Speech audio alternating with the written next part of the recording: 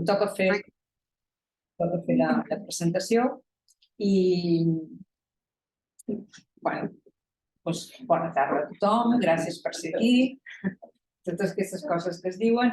I com ja heu vist, el tret representatiu de la Mercedes és la creativitat.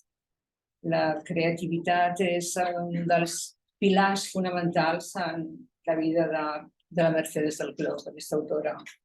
I com ja vaig dir també en una altra ocasió, creativitat que es manifesta en tot, en l'àmbit de la poesia, de la música i en l'àmbit de la seva quotidianitat. Si fa una dedicatòria, és una dedicatòria creativa, i si col·loca les plantes del pati també, i si fa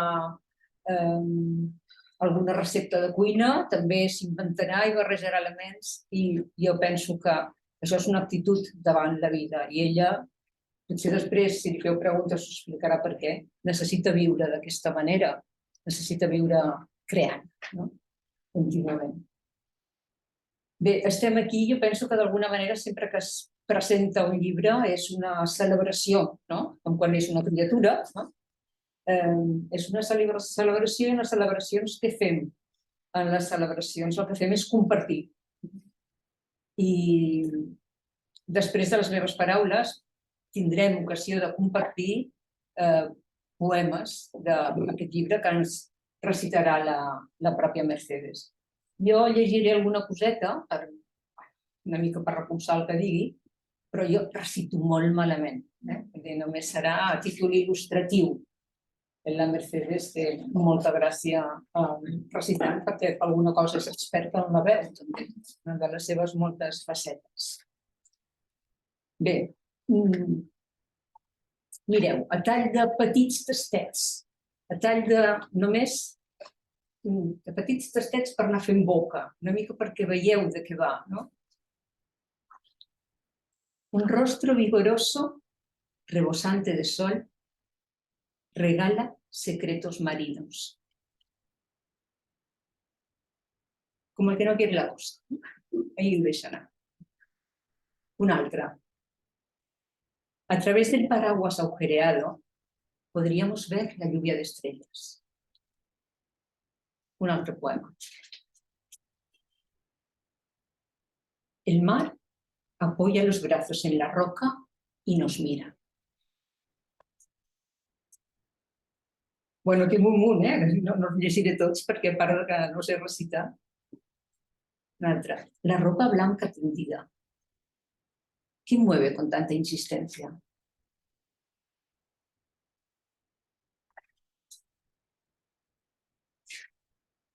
La ola abraza la roca. Le gusta. Se deja hacer. Una altra. Bueno, he triat els més breus perquè com que no sé recitar. Tots són molt breus, de tota manera. Esta rara, inmensa, sola tierra.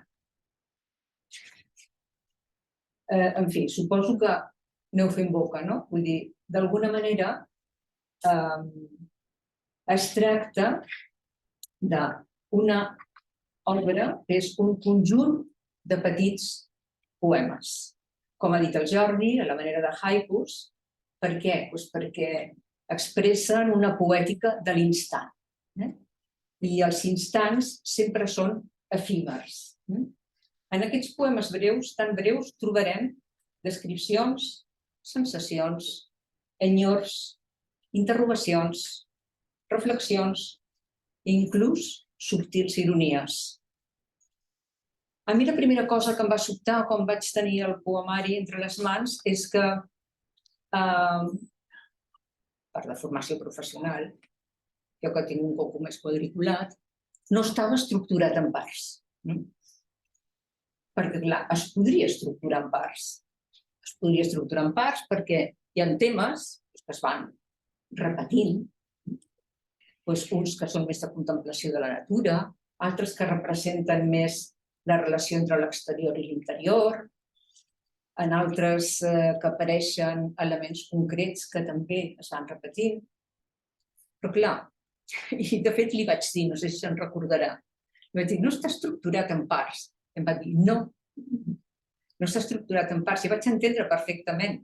No està estructurat en parts perquè està escrit seguint el fluir de la pròpia vida. I la pròpia vida mai es deixa estructurar en parts. Som nosaltres els que estructurem, però la vida va fluint, va fent, va sorgint. Per tant, el que expressa aquesta és una obra contínua. Aquesta continuïtat va expressant variacions sobre un fons únic, que és la pròpia vida. Aquest fons únic és el que s'ofereix a la mirada. El títol és molt significatiu. Canta la mirada. El cant, els poemes, sorgeixen de la mirada. Cal tenir en compte que la mirada, parèntesis, perdó, la Mercedes té permís per fer-me un copet amb el peu si m'enrotllo massa. Perquè a mi m'entusiasmen certes coses i tinc el perill d'emocionar-me i d'enrotllar-me més del compte.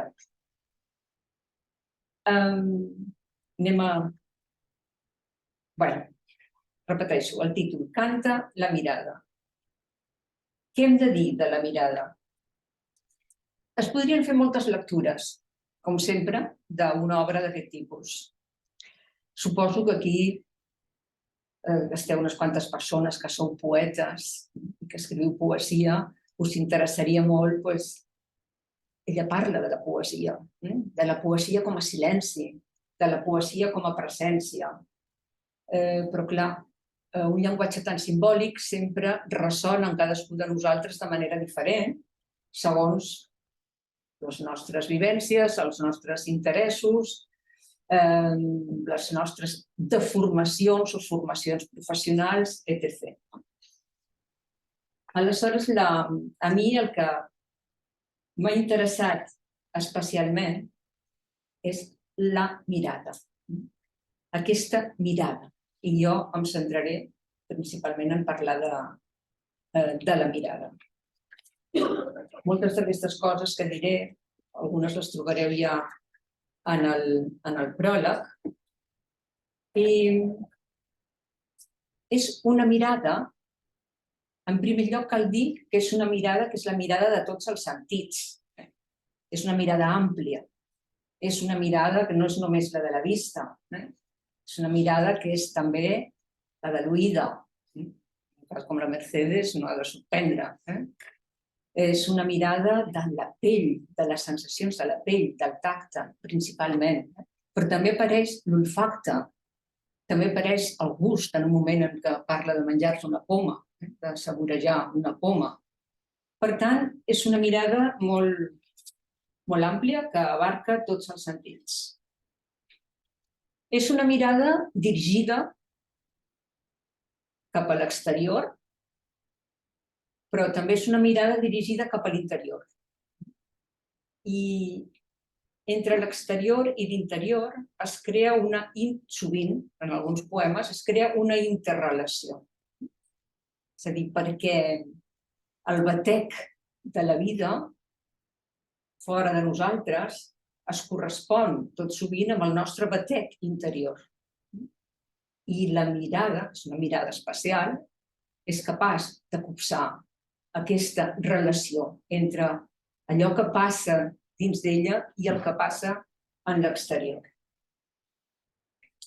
Per entendre el que és aquesta mirada, llegiré una cita de Chantal Meillard. Chantal Meillard diu: contemplar no es un acto, es una actitud, una calmada disposición. Atención perfecta en un presente perfecto, en el que el propio cuerpo-espíritu, com una unitat, indestriables, no és que l'esperit vagi per un cantó i el cos per un altre, sinó com una unitat, en el que el propio cuerpo-espíritu, sin dejar de atender, se deja atravesar y acoge lo otro sin desvirtuarlo. Inesperadas conexiones, transformaciones imprevistas, trayectorias desconocidas tendrán lugar entonces. I, efectivament, és així. Al llarg d'aquesta obra trobarem trajectòries inesperades, com diu la Chantal Meillard, connexions que ens sobtaran, i això de que ens sobtin no és gratuït, entendrem per què. I tot això perquè és una mirada, important que ens quedem amb això, d'atenció perfecta, en un present perfecte. Doncs mirarem què vol dir això d'atenció perfecta en un present perfecte i les implicacions que té, si tinc temps. Exemples d'aquestes inesperades trajectòries. Bueno, és un petit tastet també. El agua acoge la mirada narcisa de las nubes, que se quedan extasiadas ante un espejo danzante que desconocen.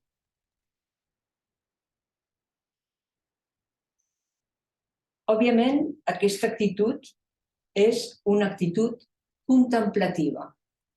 I la mirada contemplativa no és la mirada ordinària. Recordeu que és mirada atenta i amb tots els sentits. Per tant, és una mirada d'una sensualitat total. Només des d'aquesta actitud contemplativa podem entendre la proposta de la Mercedes, que jo crec que és la intenció present al llarg de tota l'obra, que ja ho ha esmentat el Jordi, i que en un poema es fa explícit. Està implícit en tota l'obra i en un poema es fa explícit, que diu habitar el corazón de las cosas y cantarlas. Només des de la contemplació, des d'aquesta atenció perfecta que esmenta la Chantal Meillard, podem habitar el corazón de las cosas para cantarlas. Aquesta actitud contemplativa, que significa atenció total, escolta total, en un present perfecte. Què vol dir un present perfecte? Present perfecte vol dir que mentre estem atents queden fora el passat i el futur. Per tant, és un present, podríem dir, atemporal, i com a atemporal, etern.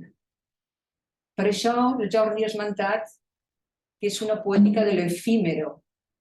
I aquí trobem una paradoxa, i sabeu que jo soc molt amant de les paradoxes, algunes ja sabeu per què, perquè només allò efímer és etern.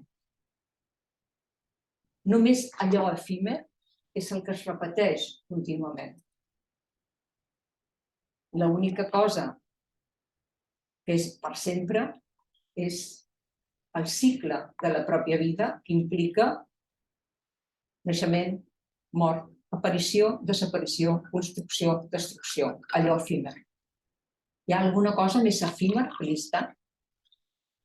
L'instant és únic i irrepetible. I d'això té plena consciència i es manifesta molt bé en aquest poemari.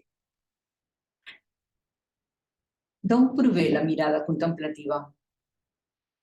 D'on prové aquesta atenció perfecta en un present perfecte? Segons les tradicions de saviesa, segons les diferents tradicions de saviesa de diferents cultures, la mirada contemplativa prové del silenci. Produeix asturament, a mi m'agrada més dir assombra, us explicaré per què, i pot portar a la fusió, a la unió entre la mirada i allò que es mira.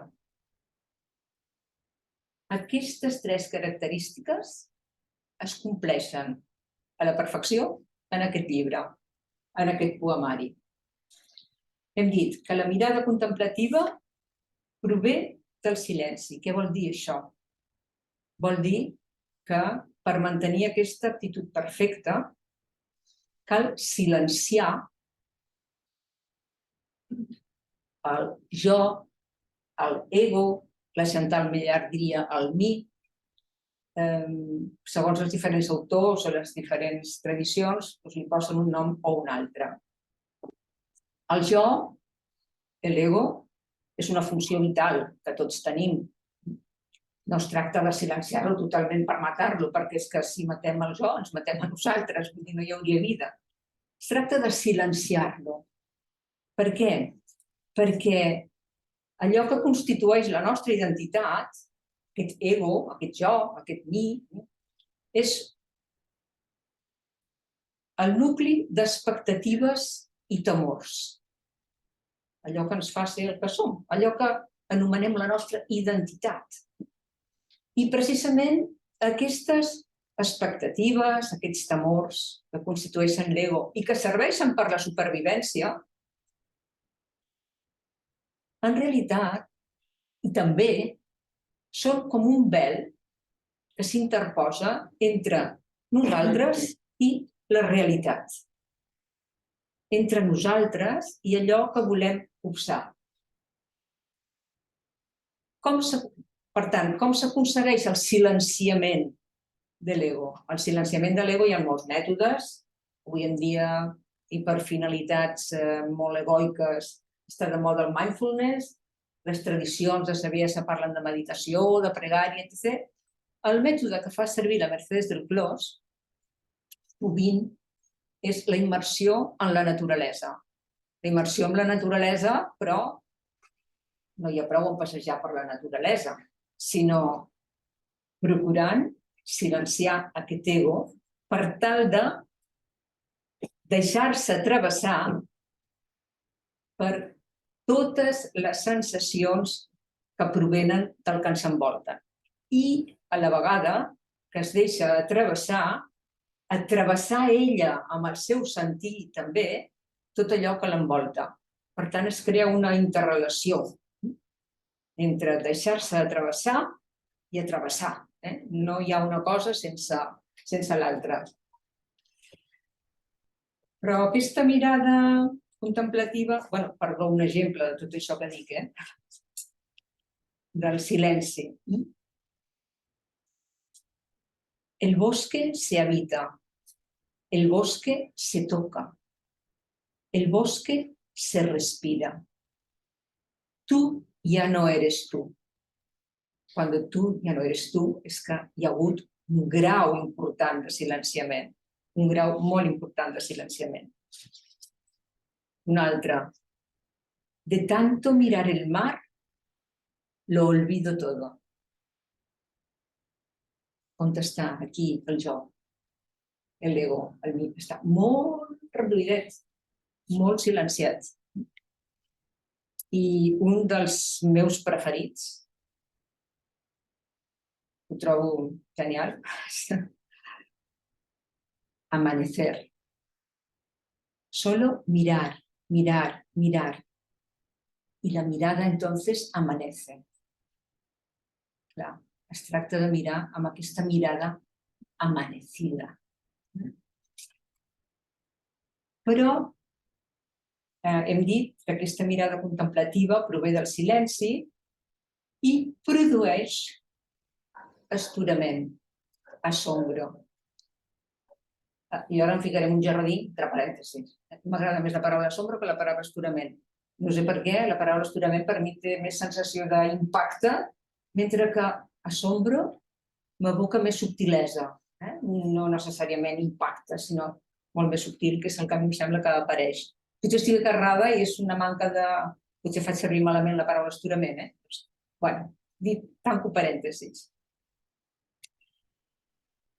L'astorament, l'assombro, com a resultat de la contemplació, d'aquesta mirada atenta. No es tracta... Tot això és de la Teresa Guardans, que diu la Teresa Guardans.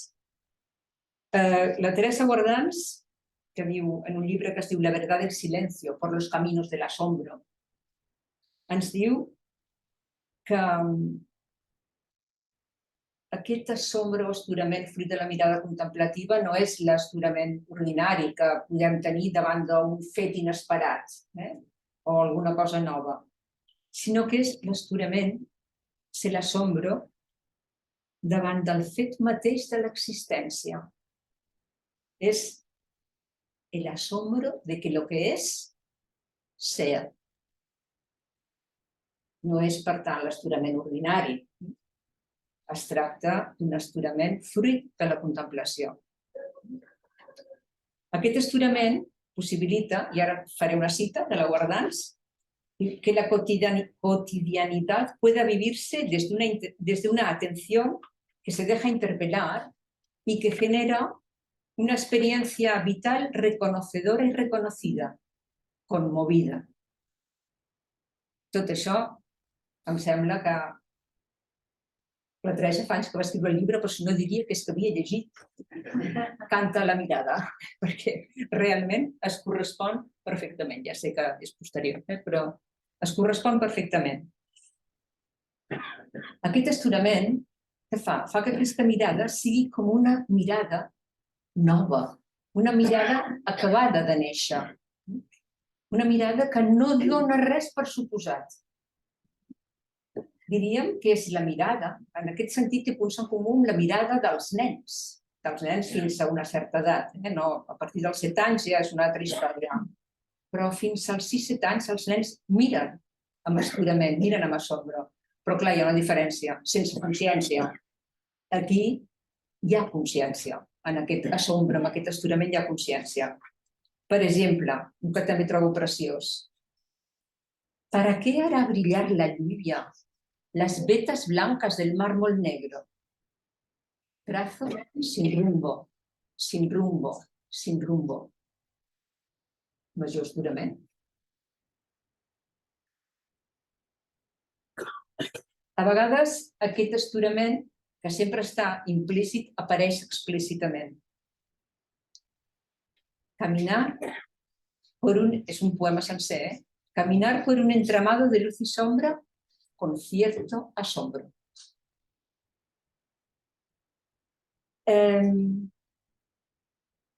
Aquest assombro també pot conduir a l'admiració. És una mirada que es pot transformar en mirada que admira. Per exemple, en mi habitación propia leo tranquilamente. De pronto, la palmera junto a la mesa se mueve en una danza verde y callada. És la palmera quotidiana. Però és la palmera quotidiana, cada cop i volta, produeix aquesta admiració, aquesta sorpresa també, amb aquesta mirada nova. I finalment,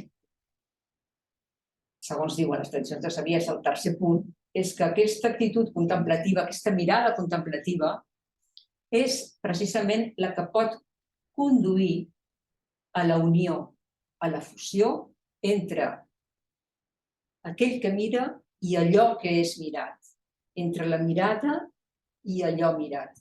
I això què és? Això no és res més que un apropament a la mística. Una mística alerta, sensual, una mística laica. I jo crec que aquí radica, per mi, per la meva manera de veure les coses, pel meu interès, un dels grans mèrits, entre molts altres, d'aquesta obra. Aquesta sensualitat, aquesta mística d'allò sensual, que permet aquesta fusió. Per exemple, el árbol sueña que vive bajo el agua. ¿O soy yo que mirando el agua sueño que soy árbol? Fusió entre la mirada, el joc i l'arbre.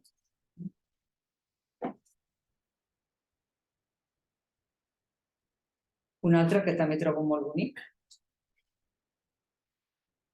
hay que incrustar la mirada en las estrías de un tronco de alcornoque, hasta dejar aparecer la quietud, hasta que el tronco se haga humano, porque tú te haces bosque. És que, bueno, reverències, no? Ho trobo fantàstic.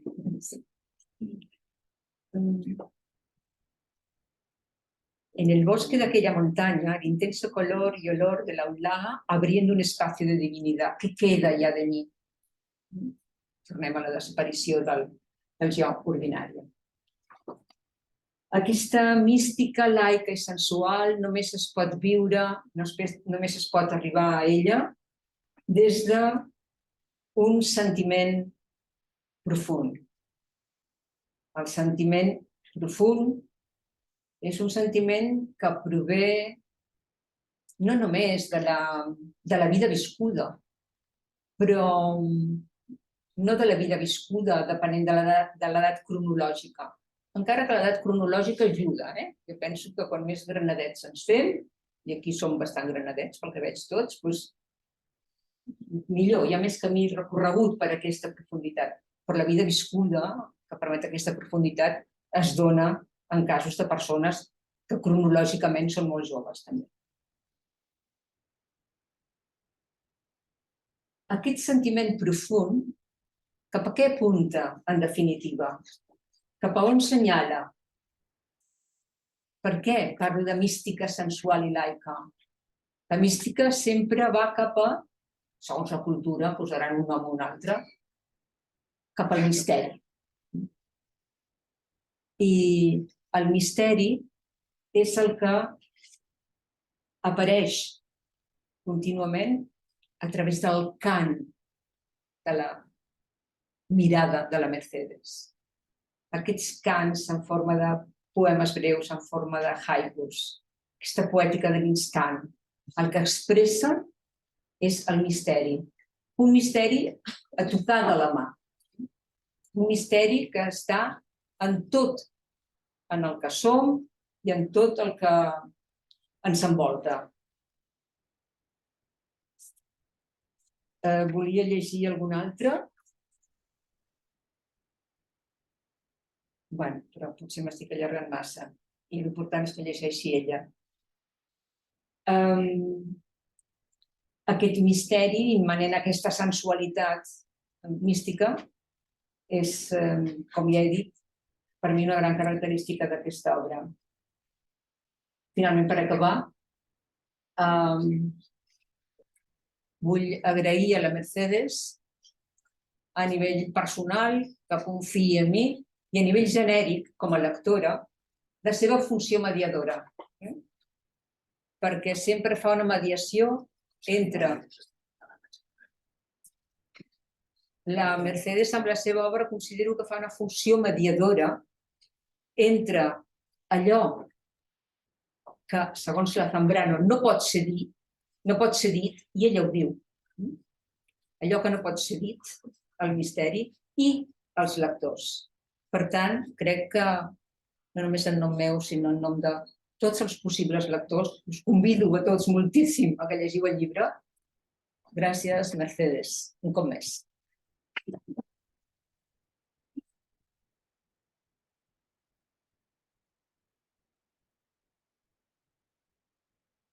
Moltes gràcies, Pilar, per les teves paraules.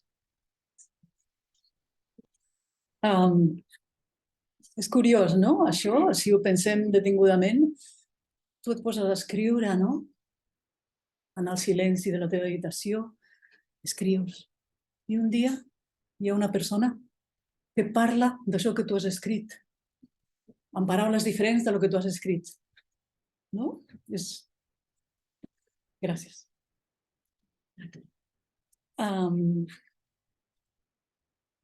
Bueno, jo us llegiré alguns poemes. A mi em costa molt parlar del que jo faig, no?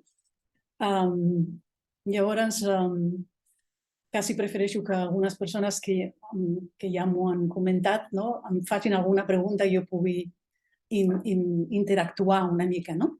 Però em costa molt preparar-me una cosa teòrica sobre el que jo faig. No sé fer-lo. Així és que llegiré algun poema.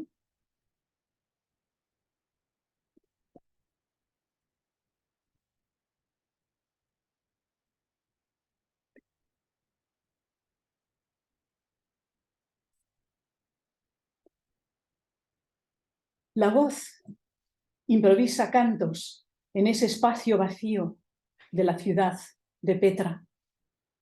Enigmática vibración transmitida por la piedra. Ahora, solo el hueco poroso de la resonancia.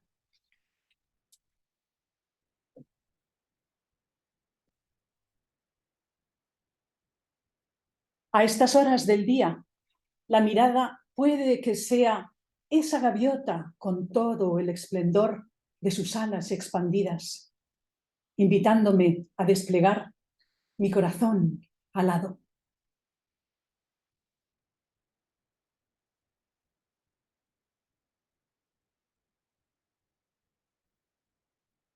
La música de Bach concluye.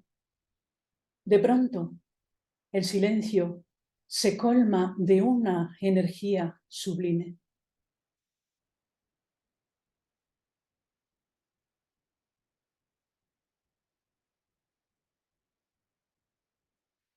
Hay quienes vienen al mar y lo ignoran. Esa manía de los auriculares. No saben del canto fecundo de las olas, ni del abrazo de la espuma a la roca.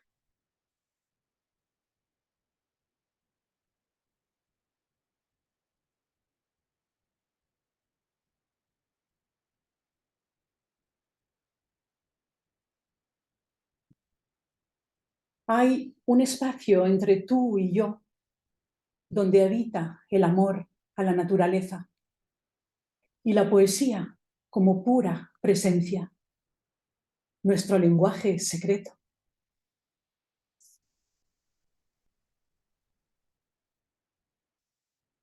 La palmera pende del cielo.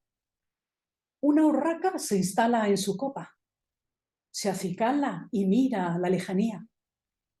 ¿Espera a alguien?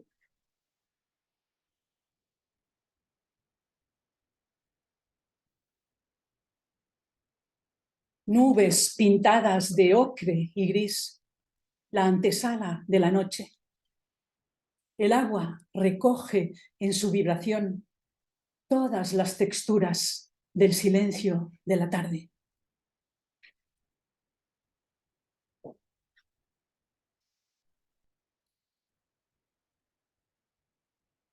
Sobre mí, las nubes.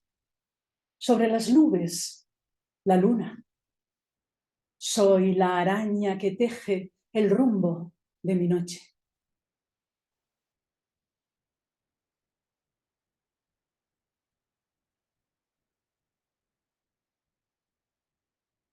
¿La palabra tiene más poder que la contemplación de la naturaleza? Cuando mi atención está en una ola o en las ondas calladas de un lago o en el movimiento de unas ramas acariciadas por la brisa. Cuando observo el quehacer de una hormiga, cuando miro las formas cambiantes de una nube, la palabra dicha, la palabra escrita, ha de esperar. La naturaleza requiere su tiempo, como la música, enciende pasiones amorosas inexplicables.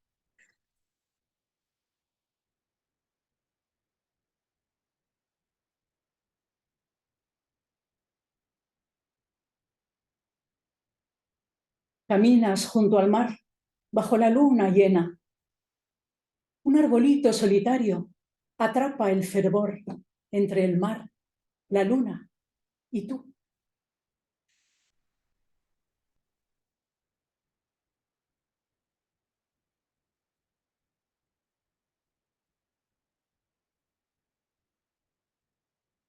El árbol sueña que vive bajo el agua. ¿O soy yo que mirando el agua sueño que soy árbol?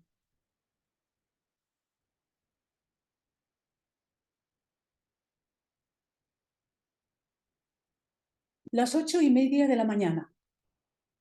La ciudad llena de coches, ruidos, edificios altos, gente a un lado, a otro. Pero allá arriba, nubecitas pintadas con los colores del sol. Eso es otra cosa.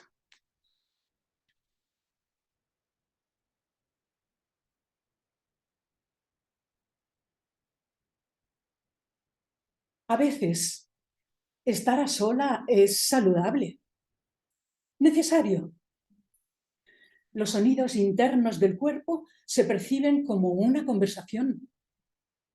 La soledad es tan expresiva.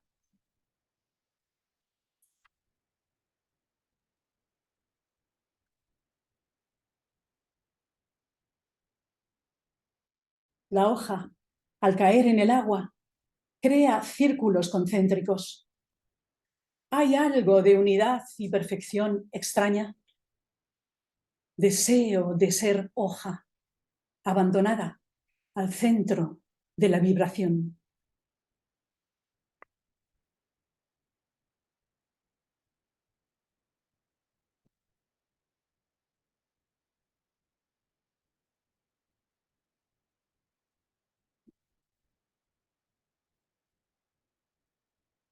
En el patio comparto comida y conversación con mi querido hijo, mientras un abejorro liba las flores lilas del espliego.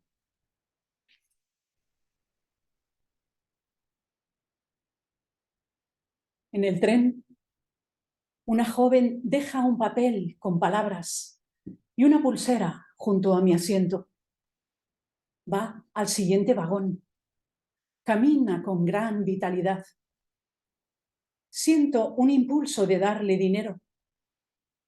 Vuelve para ver qué hay. No se espera mi ofrenda depositada en su mano. Me lo agradece mirándome a los ojos, con una sonrisa lozana. Se marcha rápido. Las carencias de esta joven conviven con un amor y agradecimiento a la vida. Algo inesperado me hace reflexionar. Gracias.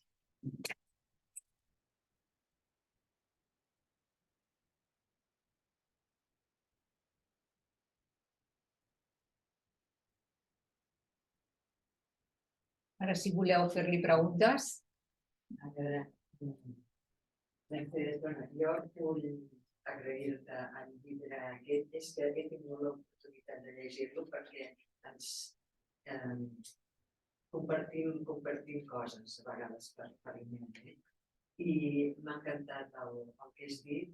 Jo m'havia notat alguna cosa per no oblidar-me'n, però realment el que has dit de l'atenció, la sensualitat, bé, això era les clavades, la mística laica, no?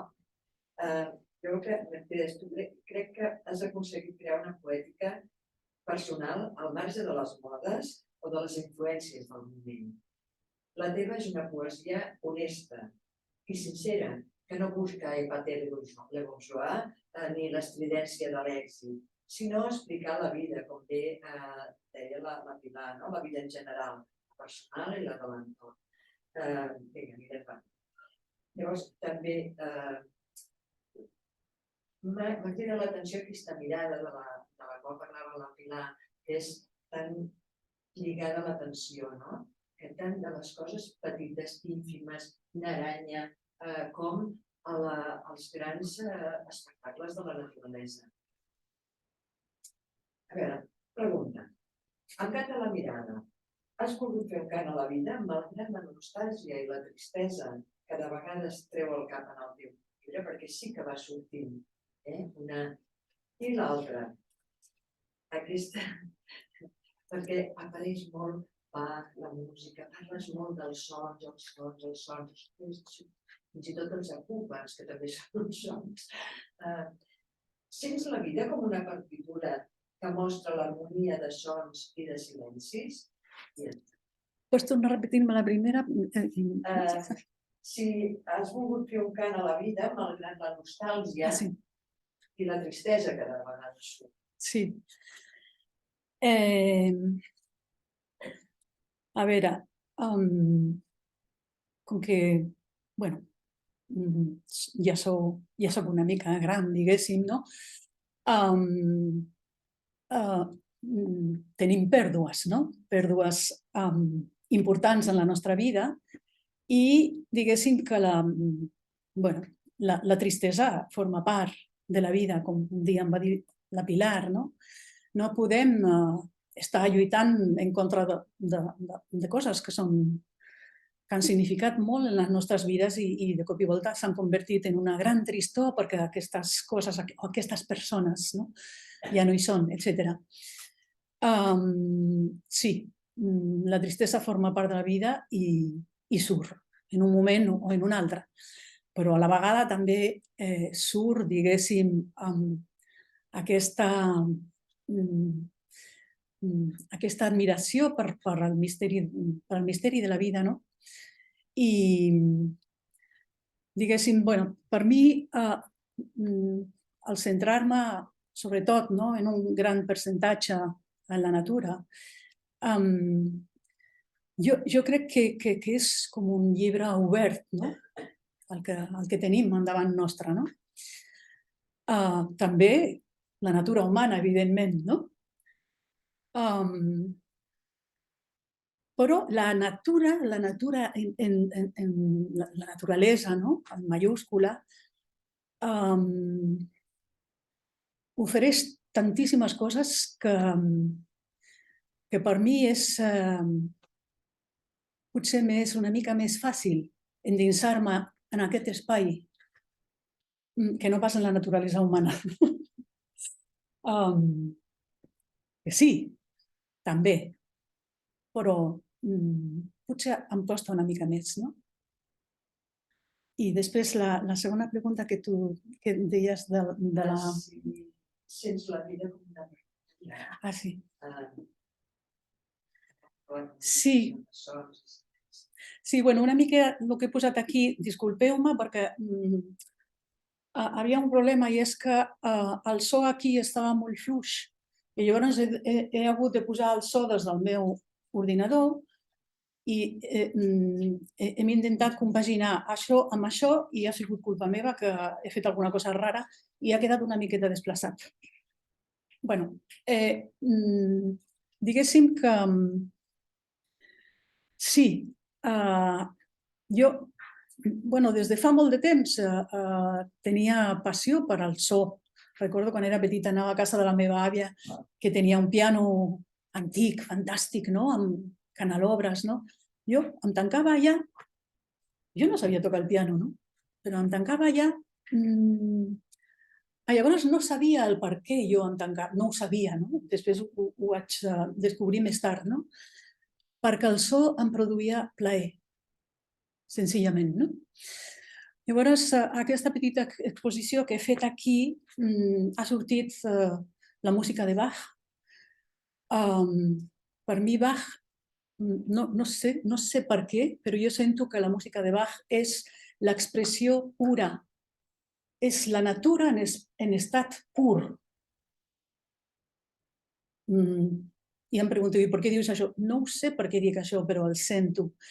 Per mi, la música de Bach és una celebració de la vida, de la natura, de la vida humana, de la naturalesa, de tot. Per això l'he posat aquí.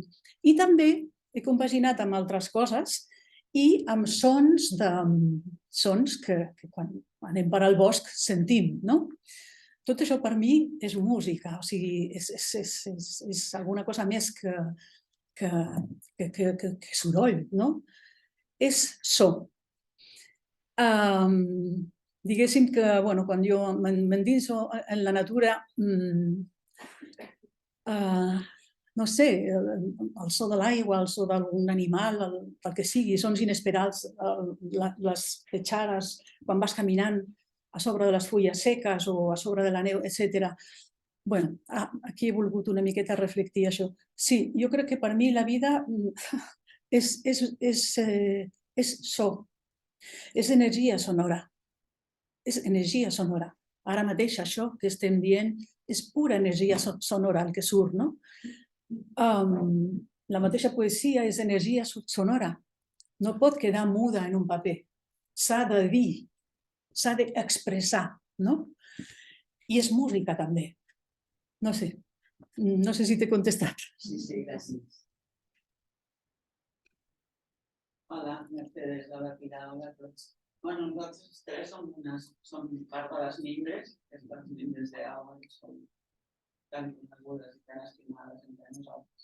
De felicitar-vos a les dues, a tu, Mercedes, pel poemari, un vell poemari magnífic, a tu, Pilar, pel pròleg, que és molt bo, molt il·lustratiu, així com la teva intervenció. Moltes gràcies també per aquest vídeo, perquè és una bellesa extraordinària i amplifica i eixampla encara més la bellesa del poema. Jo volia dir que estava molt d'acord amb les intervencions que ha dit la Pilar. Jo et volia preguntar sobre aquesta relació, aquesta actitud contemplativa amb la natura, que jo afegiria que sempre és una mirada interior, que d'alguna manera connecta amb allò primigeni, fins i tot una mica sagrat. I que jo, a part de l'actitud contemplativa, trobo que també hi ha una actitud transformadora. I que a mi m'encanta quan la Mercedes fa com diversos tipus de personificacions en relació a la natura. A vegades és el mar que es personifica, llavors els seus braços abracen la roca, però a vegades és ella mateixa, que és bosc, que és aranya, etc. Llavors, aquestes personificacions, que són una dissolució de l'ego, però és una aspiració, evidentment, a la natura, jo crec que aquesta mirada interior acaba sent transformada també. No només contemplativa o que té un instant detingut, sinó que acaba sent una actitud també que transforma la pròpia persona i que la fa millor persona. Llavors jo et volia preguntar una pregunta doble, des d'una part de contingut i una part formal. Tu tens aquesta posició no només amb la poesia, sinó amb la vida. Tu tens una relació indissoluble amb la natura. I llavors, què t'aporta aquesta contemplació tan profunda amb la natura?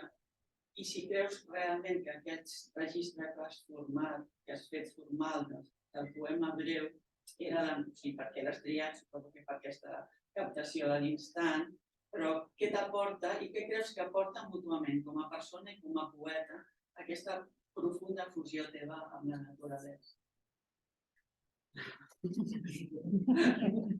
I ara diu, tornem a repetir la pregunta. Perquè nosaltres com a lectors ja ho veiem, però ara... Jo, a veure, jo moltes vegades vaig sola, m'endinso sola en la natura, altres vegades vaig amb altres persones, també, evidentment, no? Perquè com a éssers humans necessitem interactuar amb els altres éssers, però també tinc la necessitat de trobar-me sola amb mi mateixa a la natura. El per què és difícil d'explicar, però jo crec que la natura, o sigui, el perdre's en la natura sense presses, sense mirar el reloj si haig d'anar després, és una altra història. Jo penso que a mi m'aporta, diguéssim, una grandíssima espiritualitat. El per què no ho sé, no tinc ni idea, no tinc ni idea, però és una gran necessitat que tinc de perdre'm a la natura, perquè penso que a la natura hi ha moltíssima força, una força enorme que és no sé, que ens transmet una energia una mica estranya, no? Una mica estranya, no? I no sabria dir-te res més d'això, Lola. Senzillament que per mi és una necessitat. O sigui, si jo no pogués endinsar-me dins de la natura, jo estaria una mica majara. O sigui, jo tinc verdadera necessitat d'endinsar-me en la natura. El mateix que tinc verdadera necessitat de cantar, de la música. Són coses que van a dins de les nostres cèl·lules, no? Després m'havies dit que... La decisió, l'elecció formal del poemari, com que té a veure amb la captació de l'infant detingut i l'ofima, però com t'has trobat amb aquest registre formal? Jo, evidentment tinc altres poemes que són llargs, no? I també que toquen altres temes, no? Però m'he adonat que per mi el poema curt és una manera de suggerir, o sigui, de deixar alguna cosa oberta, o sigui, tocar alguna cosa, tocar-la, i a la vegada deixar-la oberta per no tenir necessitat d'explicar, potser sense, no sé, o senzillament perquè no ho sé, no ho sé fer-lo, no? Però m'agrada aquesta cosa de suggerir, apuntar una petita cosa i deixar-la així perquè el meu interior parli una mica també, no? I no donar-lo tot per fet, no? I jo crec que, no sé, el poema, o sigui, encara que fem un poema potser una mica més llarg, però el nucli real del poema no està en tot el que està escrit, està en un espai determinat, no?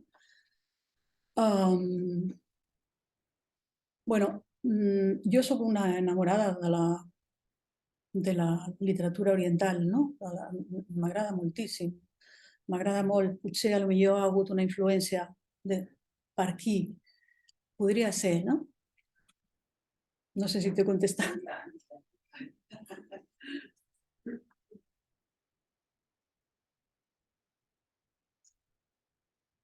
Teres, jo, més que una pregunta, és que, bueno, l'exposició al vídeo l'ha impactat moltíssim, no? I com ha dit la Pilar, m'ha notat que hi ha tots els sentits, hi ha molt cor.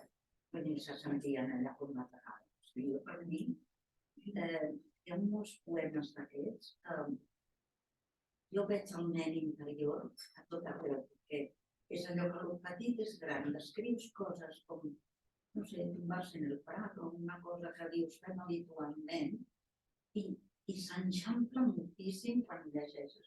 M'estic llegint ara, no l'he llegit aquí, però vull dir que és molt, i el que hem llegit nosaltres.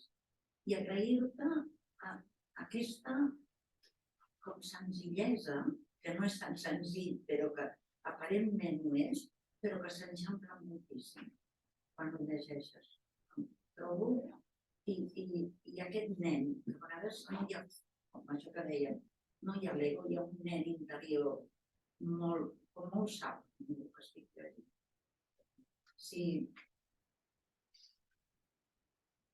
Si tu, quan vas a la natura, quan ho escrius i tot, connectes amb aquesta part teva, així com molt del nen innocent, d'aquesta part que es meravella, no? Perquè cau una fulla. A vegades els adults ho hem perdut, no? Aquesta capacitat de meravellar-se amb aquestes coses. Sí, potser sí. És que hi ha tantes coses a observar a la natura, tantíssimes, no? Tantes coses, no?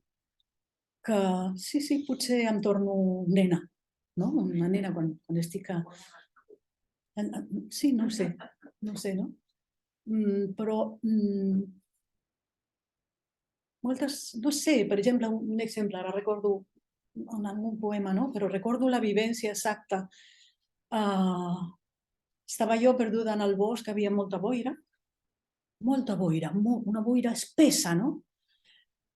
que tenia una grandíssima bellesa, no? O sigui, quan t'endinses endins del bosc amb una boira, no sé, hi ha una cosa especial allà, no? A mi m'atreu moltíssim, no? I anava caminant jo sola i de cop i volta passa un corb negre. No? Ai, què ha passat aquí, no? No sé, cosetes d'aquestes, no?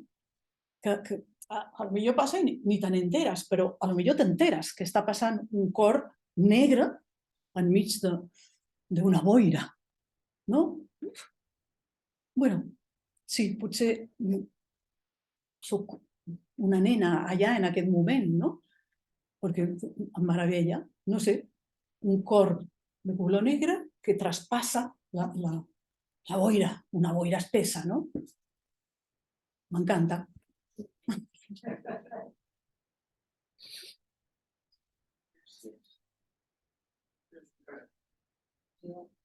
Gracias, Mercedes.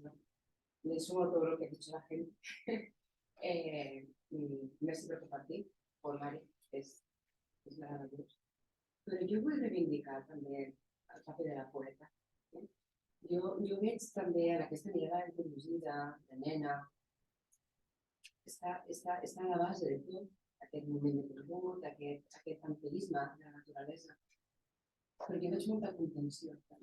La forma a la qual tu ens transmets, aquí hi ha contenció. I tota contenció té una tria, té una elecció de les coses. A mi m'agradaria preguntar-te una cosa així com concreta, com a poeta, no tant com a estil, sinó a l'hora de triar les coses. Tu has triat les paraules i els versos i està tot ple de sinestèsies, és a dir, de la barreja dels cinc sentits, no? De la mateixa manera que estan barrejats els quatre elements i que en tu sembla que es doni d'una manera molt natural, però jo sé que aquí al darrere també hi ha una elecció, una tria i un treball i una consciència. Des del títol, Canta la mirada, des del títol, la mirada és la mirada, barrejar l'olor amb la vista, amb el tacte, això és sinestèsia.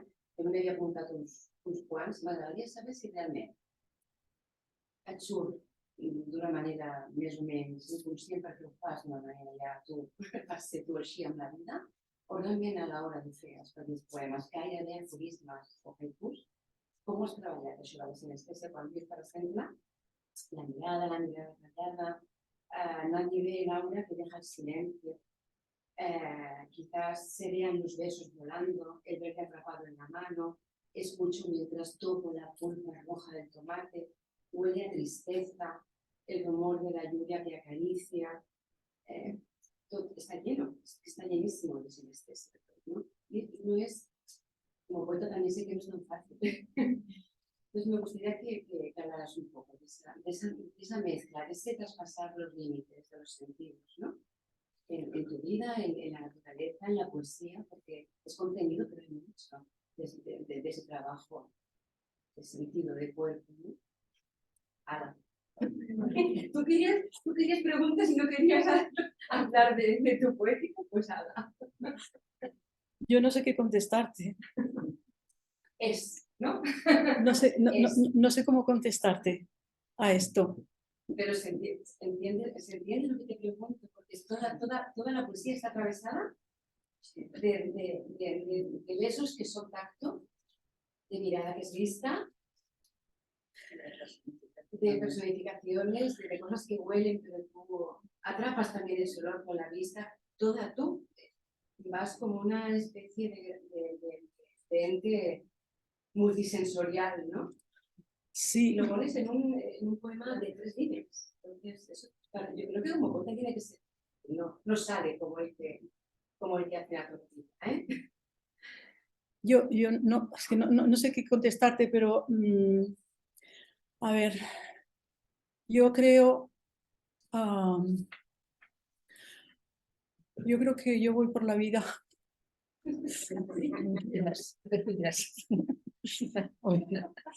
A ver, no sé. Yo creo que todo está en todo, ¿no? O sea, pasan tantas cosas a la vez, O sea, a mí lo que me fascina un poco de, no sé, de la existencia, ¿no? De la vida donde estamos, es que no pasa una cosa detrás de otra, sino que hay com una relació, encara que no ho sembli, hi ha una relació entre les coses, no? Encara que siguin, a lo millor, espais diferents. Però jo crec que en el fons tot està interrelacionat, no? Està interrelacionat. I jo crec una mica que la meva, no ho sé, la meva mirada és més així que no així, no? Más breve que lineal, ¿no? Es decir, no Sí. se araña, ¿no? Jo crec que la cosa va per aquí, però no sé si t'he contestat o no, perquè és que de veritat que em costa moltíssim. Intentar contestar solamente una excusa, porque yo quiero poner en evidencia y quiero darle visualización a eso que nos parece tan simple, ¿no? Y que conecta con lo más profundo y primigenio que decía Lola, pero en realidad es difícil hacerlo como poeta. Escoger de toda esa realidad y de todos esos límites traspasados, todos los sentidos mezclados, y de como algo simple, porque es así como nos supone la vida. La vida no se narra como una enumeración, porque la vida es como la tempestad que nos hemos mostrado al principio, es todo. Es el rayo, es la ola, es la luz, es la sal de la mar. Entonces, quería ponerlo en evidencia, ¿sí? darle visualización, ¿no? Es un trabajo ahí que a ti puede que te salga de una manera muy innata, porque tu mirada también es poética. Tienes una mirada ya hecha a perder. Tienes una mirada ya hecha a perder. En el buen sentido de las cosas es imposible que te pudieras mirar una sola cara de las cosas, ¿no? Eso quiero ponerlo en evidencia. Yo, por ejemplo, Isabel, yo sería incapaz de escribir como tú escribes, ¿no? Por ejemplo, o sea, tiene la llave de su propia cerradura. a mí me maravilla la manera que tiene de escribir Isabel, ¿no? No sé, es que no sé qué decirte más, o sea... En todo caso, cuando volváis a mirar el primario, leedlo también desde esta mirada, ¿no? Sinestésica, es que realmente es muy claro. Però és que quan el descrius, jo m'he dit sempre, jo he dit que no, sí,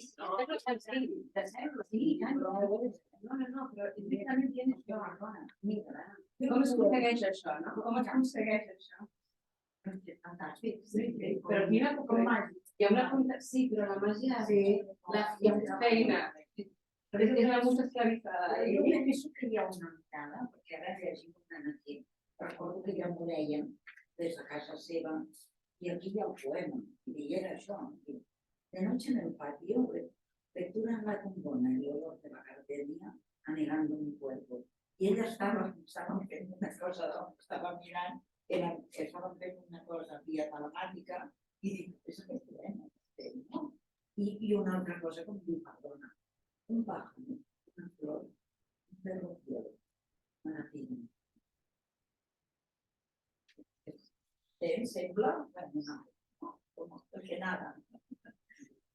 Però jo penso que la Mercè és això d'aquesta mirada, que a vegades mirem i no veiem. I ella veu que és un lloc diferent. Tot poeta és una mica mediador, el que li han mirat, no? Poeta és mediador entre les coses i de recuperar això i jo crec que aparent senzillesa. Que també el gran encert, això que deia la Pilar, és aquesta confluència entre l'espiritualitat i els sentits. Aquesta confluència màgica en un punt, no? Aquesta hi ha una part de feina de poeta, però hi ha una part que et surt directament de la mirada. Igual que ja saps caminar a la natura perquè ja l'has fet a teva, també has fet que la poesia estigui imbuïda d'això. Doncs aquesta trajectòria poètica ja fa que quan miris ja les paraules flueixin en aquesta sinestèsia, en aquesta personificació amb l'aranya, amb aquesta manera de mirar l'orraca, de veure el mar, etc.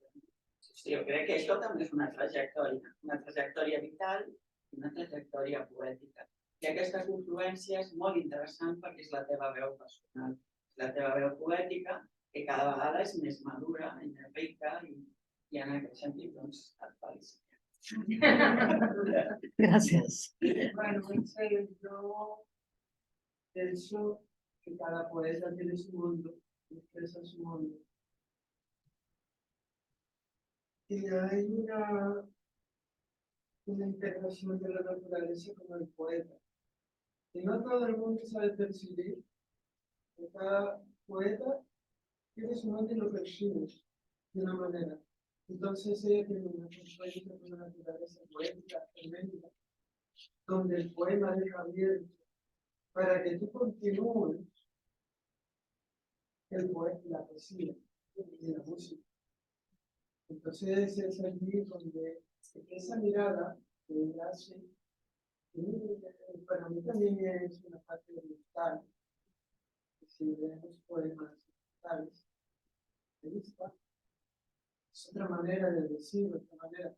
Y la naturaleza que lleva, si no puedes es que hay una mirada siempre y Mercedes tiene un amor intenso con la naturaleza y cuando el cuervo pasa es un poema. El cuervo le ha dicho un poema. Entonces, por ejemplo, a mí me puede pasar y tal vez no me suscita ese poema, y le suscita. Entonces parece sencillo, pero no es sencillo, porque escribir en 4 palabras, ese es muy difícil. Que come mucha tierra. Bueno, primero hay que saber resumir toda esa sensación, no es fácil. Y yo creo que la naturaleza se presta mucho para llegar a decir esas frases cortas y eso dejar ahí, porque el lenguaje de la naturaleza también es así. Es corto, es instante, es efímero. Y ella lo ha captado y lo ha reflejado. Yo creo que, bueno, esa es la sensación que tengo, que me ha dejado lo que he escuchado. Y la música para mí, en perfección personal, la música es poesía. Para mí la música es poesía. Y cuando tú unes la palabra de la música, la continuación de la palabra. Bueno, lo que pasa es que los que escribimos nos vamos más allá, puede ser. Es mi percepción. Bueno, us agraeixo molt haver vingut aquí. Moltíssimes gràcies. Moltes gràcies. I viva la poesia i la música.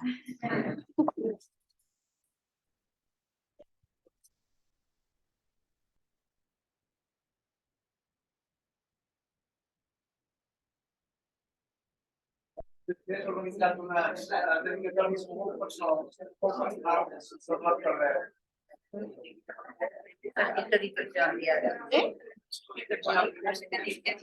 Que he hecho una... Pero ahora yo he grabado esto, pero ¿cómo me lo guardo? Ay, ¿cómo me...